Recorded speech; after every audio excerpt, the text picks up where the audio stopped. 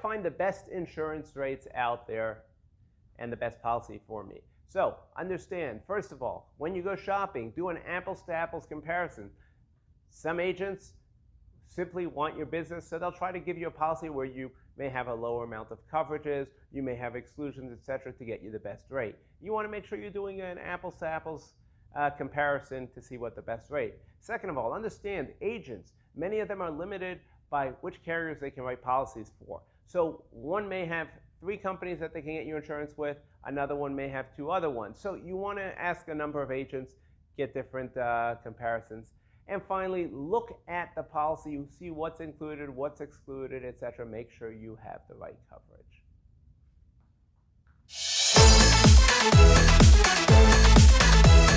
Okay, so I tried shopping for coverage, but all these agents are telling me they can't find any carriers that want to insure me. What do I do?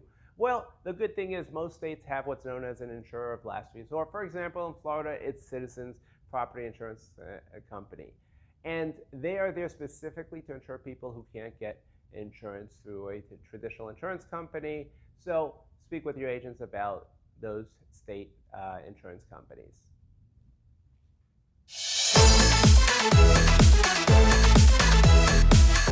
Okay, so anything else you want to add, Mendy? Yes, final words. Number 1, remember, buyer beware. End of the day, the buck stops with you. So you need to review your coverages. Don't just sign whatever your agent gives you. Make sure you have proper coverages and it'll cover you for all the perils that you need. I always say, if a good idea is reach out to a public adjuster and say, hey, I'm looking at a new policy. Can you review the policy I'm looking at? Most public adjusters will be happy to take a look at it for free for you to make sure you have the coverages you need before you have a loss, because after the loss, it's too late. If you didn't have coverage for a hurricane and a hurricane destroyed your house, there's nothing you can do at that point. The other thing to be aware of is when you apply for that insurance, your insurance agent is going to have you sign an application. Typically, they'll send you a DocuSign. Now, your insurance agent is trying to be helpful and he pre-fills a lot of the information. However, he doesn't realize that by filling in the wrong information, he can cost you your entire claim if you have damages. Why? Because if you lie on your application, they can turn around 2 years later, you have a fire, and they say, wait, you lied over here.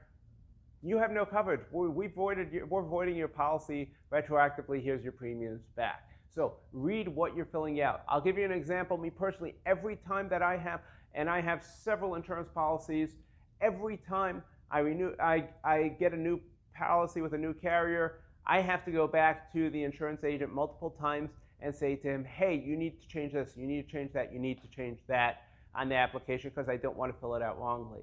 For example, have you ever filed an insurance claim before? If you did, make sure you write that you filed an insurance claim before. Have you ever filed bankruptcy? If you filed bankruptcy, make sure you put it in there.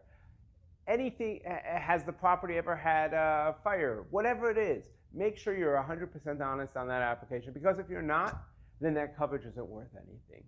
I hope this information has been helpful to you. I have jam-packed this video with lots of information about everything you should know when you're getting your insurance policy. Please do us a favor, like below, subscribe, tell all your friends, and especially if you know someone who's getting a new house, make sure they watch this video so they can have the proper policy. Thank you for watching. Until next time, I'll see you later.